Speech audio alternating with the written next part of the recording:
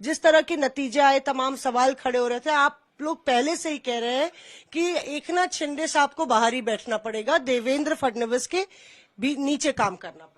ये तो हम पहले से बोल रहे थे, चुनाव से पहले भी हमने कहा था, काउंटिंग के दिन भी कहा था, किसी भी हालत में एकनाथ शिंदे मुख्यमंत्री नहीं बनेंगे। अब उनका काम खत्म हो गया, उनको जितना इस्तेमाल करना था वो कर दिया, अब उनका काम नहीं है। अब बीजेपी का मुख्यमंत्री बनेगा, इसीलिए तो ये पूरा खेल कर दिया ना अब ये लोगों ने। देखो, महाराष्ट्र के जो नतीजे है वो शॉकिंग है। चुनाव होता है, चुनाव में हार जीत होती है। हम तो दावे करेंगे हम जीतेंगे, वो जीतेंगे, लेकिन जनता तय करती है। लेकिन ये फैसला जनता का नहीं है, हम बार बार बोल रहे हैं, ये ईवीएम का फैसला है। हम भी ईवीएम के घोटाले के बारे में हमारी एक राय हमेशा रही कि ठीक है, अब है ईवीएम तो हम करते रहेंगे। लेकिन जिस तरह से नतीजे महाराष्ट्र में आए हैं उसका पर कोई विश्वास नहीं रखेगा चुनाव पर। ये कैसे चुनाव, लोकसभा में एक अलग नतीजा आया है, जरूर लोकसभा हम जीत गए थे, 3 महीने में ऐसा क्या हो गया कि इतना ग्राफ नीचे आ जाएगा? हमने ऐसी क्या गलतियां की है? कुछ नहीं किया है। शरद पवार साहब पूरे महाराष्ट्र में एक तूफान खड़ा कर काम करते हैं। उद्धव ठाकरे है, राहुल गांधी जी यहाँ बैठे थे, प्रियंका जी बैठी है।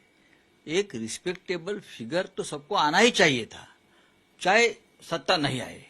लेकिन हम एक एक्सपेक्ट कर रहे थे कि रिस्पेक्टेबल फिगर 3 पार्टियों को जरूर आ रहा है।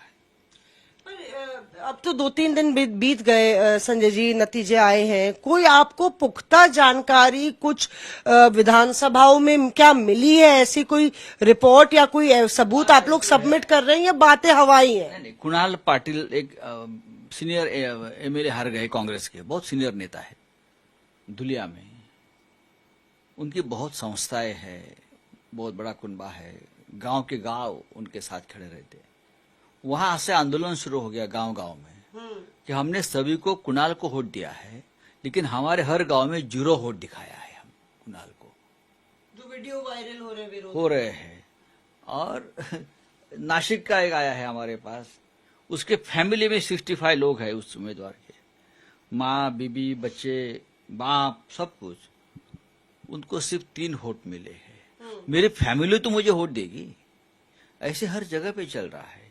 दूसरी बात है कि वोट परसेंटेज अचानक से कैसा बढ़ जाता है।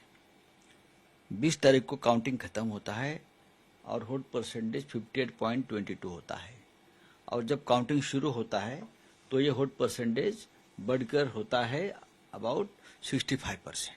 7%, 8% वोट परसेंटेज बढ़ना है, यानी 1-1.5 करोड़ वोटों में बढ़ोतरी होना, ये पूरा खेल पलट देता है ना। हम जब बैलेट पेपर पर चुनाव करते थे तो भी इतना कभी फिगर नहीं बदल जाता वोट परसेंट का। लेकिन जब से ये 10 साल में नई सरकार आई है, अचानक वोट परसेंट बढ़ जाता है। कैसा होता है? हरियाणा में हमने देखा है ये, महाराष्ट्र में देखा है हमने ये। पर ये क्या इन सबूतों के साथ आप ईसीआई जाएंगे? क्या आपको लगता है कि इसने पूरा 1-2 कॉन्स्टिट्यूंसीज ठीक है, पर क्या पूरा ही चुनाव इसने बदल दिया ये वोट प्रतिशत? 1.5 करोड़ वोट अचानक बढ़ गए। 1.5 करोड़ यानी हो गया क्या? हर बूथ पर, हर विधानसभा क्षेत्र में 40-40 हजार वोट ज्यादा पड़े हैं, ऐसा हमारा अनुमान है। अभी कहाँ से आ गए वोट इतने? हर विधानसभा क्षेत्र में 40-40 हजार वोट बढ़ गए हैं। हमारे जो लोग जीते हैं वो 1000-2000 के मार्जिन से जीते, बड़े बड़े हमारे नेता। लेकिन बीजेपी के जो लोग या शिंदे के लोग हैं ना, वो 1.5 लाख से जीतते हैं। ये पॉसिबल नहीं है। हमारे सब लोग बड़े बड़े लोग हार गए, बीजेपी का एक भी हारा नहीं है। ऐसा होता है कभी चुनाव में? महाराष्ट्र में और देश में हार जीत तो होती है ना ऐसी।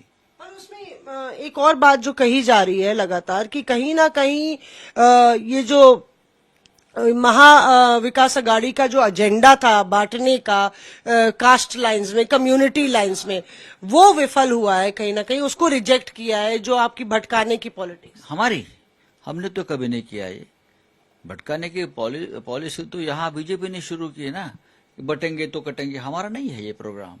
एक है तो संविधान खतरे में है। संविधान वो लोकसभा का एक नारा था, और ये हमने नहीं कहा था, ये बीजेपी के ही नेता लोग बोल रहे थे ना, हमको 400 सीट मिलते तो हम संविधान बदल देंगे। ये थोड़े हमारा नारा था।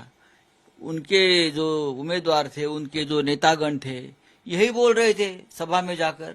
तो उनको काउंटर तो करना ही पड़ता है ना। संविधान के बारे में अगर आप बोलते हो संविधान बदलेंगे, तो हमको ये काउंटर करना पड़ा।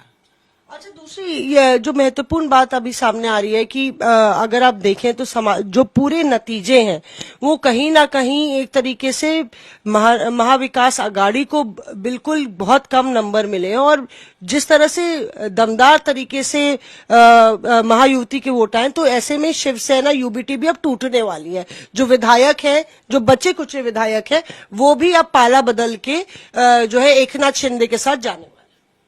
शिंदे ने पूरा महाराष्ट्र काबिज कर, उनके पास इतना पैसा है। कहाँ से पैसा आता है? जमीन से आता है, झाड़ से आता है, बारिश आता है, उनके पास पैसा ही पैसा है। लेकिन जिसको टूटना था वो चले गए, जिनको रहना था वो रह गए और वापस चुनकर आ गए। तो अब कोई नहीं जाएगा। बेईमान लोग चले गए शिंदे के साथ या अजित पवार के साथ, जिनको जाना था चले गए। और उसके बावजूद भी जो लोग हमारे साथ रहे हैं वो हमारे हैं, दिल के करीब लोग हैं। अब कोई नहीं जाएगा। अब बताया जा रहा है कि शपथ ग्रहण की कोई तारीख अभी नहीं मिल पा रही है, थोड़ा समय और लगेगा, क्योंकि तीनों नेता आपस में भी नहीं बैठ पाए हैं, तीनों दल तय करने के लिए कि महायुति का नेता कौन होगा। आपको लगता है ये असमंजस चलता रहेगा या फिर? देखो, एकनाथ शिंदे और अजित पवार में ये ताकत नहीं है कि दिल्ली से संघर्ष करें। ये डरे हुए लोग हैं, वो डर के मारे ही चले गए ना। ईडी सीबीआई के डर से तो चले गए, वो क्या जाकर वहां रुबाब दिखाएंगे। मुख्यमंत्री तो बीजेपी का ही बनेगा, क्योंकि उनका आंकड़ा भी ऐसा है कि वो उनको कोई चैलेंज नहीं कर सकता। अगर ये लोग कहते हैं कि हम नहीं सपोर्ट करेंगे, तो उनके पास बहुत विकल्प बाकी है। 14 एमएलए कम है सिर्फ मेजोरिटी के लिए, बीजेपी के लिए, और साथी 2 है। ये दोनों पार्टी है, उनके साथ उनको ही तोड़ देंगे जैसे हमको तोड़ दिया। बीजेपी का तो अच्छा वो पुराना खेल है, वो तोड़ो फोड़ो राज करो। तो शिंदे को भी तोड़ देंगे, अजित पवार की पार्टी भी तोड़ देंगे वापस, उस पे क्या है। पर बीजेपी के कार्यकर्ता इस पे भी तैयार नहीं है राउत साहब कि भाई 2.5 साल का कोई फॉर्मूला हो। वो कहते हैं कि भाई मेहनत हमने की, खरबूजा कोई और खाए, ये कैसे संभव है? मेहनत तो की है, पार्टी तोड़ी हमारी, फिर शिंदे को मुख्यमंत्री बनाया, ये भी एक मेहनत ही थी। अब उनकी राजनीति उनको करने दो, हम उसके ऊपर बात नहीं करेंगे। पर एकनाथ शिंदे का जो गुट है वो कह रहा है कि पूरा चुनाव एकनाथ शिंदे साहब के चेहरे पर लड़ा गया, चाहे वो लाडकी बहन योजना हो या कोई योजना हो, एकनाथ शिंदे ही चेहरा थे और पूरा मैंडेट उनको मिला। ऐसा नहीं होता है, एकनाथ शिंदे का चेहरा नहीं है। वही सीएम थे ना सर। तो क्या हो गया, सीएम हो गया तो सीएम हो गया। सीएम होना कोई बड़ी बात है क्या? मोदी शाह जी ने बनाया इसलिए सीएम बन गए, थोड़े अपने करतूत पर बने हैं। ये पार्टी तोड़ने के लिए मोदी और शाह ने मदद किया, पार्टी टूट गई। शिवसेना को नीचे दिखाना था, हाँ, मुख्यमंत्री बना दिया, उसमें कौन सी बड़ी बात है। पर अब क्या ये माना जाएगा कि बाला साहब की जो विरासत है वो एकनाथ शिंदे ने पूरी तरह से ले ली है? कौन एकनाथ शिंदे? ठीक है, मुख्यमंत्री बना, मोदी शाह की मदद से अब उनके लोग चुनकर आए, लेकिन बाला साहब ठाकरे की विरासत तो असली शिवसेना ही लेके जाएगी, उद्धव ठाकरे लेके जाएंगे, हम लोग लेके जाएंगे। आंकड़े तो नहीं दिखाते ना। आंकड़े में क्या होता है, हमारा आंकड़े पे विश्वास, हम संगठन पे विश्वास रखते हैं। जो हमारा संगठन है, पावर पे नहीं, सत्ता पे नहीं। सत्ता आती सत्ता चली जाती है, संगठन बहुत महत्वपूर्ण है, जो आज भी जमीन पर है। मोदी जी वहां पे कह रहे हैं कि 80-90 बारी जो पार्टियां हार गई हैं वो यहाँ पे पार्लियामेंट में तमाशा कर रही हैं, क्योंकि शीतकालीन सत्र चल रहा है। क्या है, गौतम अडानी को बारे में सवाल पूछना ये तमाशा है क्या? आपके जो दोस्त है अमेरिका वाले सरकार, उसने अरेस्ट वारंट निकाला है। देश को तो लूटा है हमारे, लेकिन वहां केन्या में लूट चल रही है, अमेरिका में लूट चल रही है, पूरा विश्व में लूट कर रहे हैं लोग। तो उसके खिलाफ अगर हम आवाज उठाया है तो मोदी जी को क्या लगता है ये तमाशा है? क्या बोलते हैं मोदी जी? मेरा आखिरी सवाल राउत साहब आपसे है, क्योंकि वोटर्स भी सुनते हैं, जनता भी सुनती है, और हर बारी ये होता है जब आप जीतते हैं तो आप वाहवाही जो इंडिया अलायंस लेता है, पर लेकिन जब आप हारते हैं तो एक तरीके से अंगूर खट्टे हैं, ईवीएम खराब है, ये तमाशा है, वो तमाशा है। क्या ये दाल जनता में गलेगी? मतलब क्यों नहीं, जनता को ही विश्वास नहीं। महाराष्ट्र में एक ऐसा नतीजा आया है जनता ही पूछ रही, जनता सड़क पर आएगी। आप देखो अब शुरुआत हो गई है, कोई नहीं आ रहा सड़क। आ जाएगा, ठहरो 2 दिन, आ जाएंगे, धीरे धीरे हो जाएगा, ये सब आ जाएंगे। सब कुछ सवाल पूछते रहेंगे लोग। ये बैलेट पेपर पर चुनाव करो, ये 10 साल से मांग चल रही है, लेकिन चुनाव आयोग मानेगा? आप हार नहीं मान रहे मतलब? कैसे मानेंगे हार? अरे हार गए तो हार माननी चाहिए ना। ऐसे नहीं हार, ये हार नहीं है। जिस तरह से नतीजे आए उसको हम हार नहीं मानते। चुनाव में मेरा पहला ही स्टेटमेंट है, चुनाव में हार जीत होती है। हम भी 10 बार हार चुके हैं, लेकिन जिस प्रकार से ये महाराष्ट्र में खेल हो गया है, ये ट्रांसपेरेंट चुनाव नहीं था।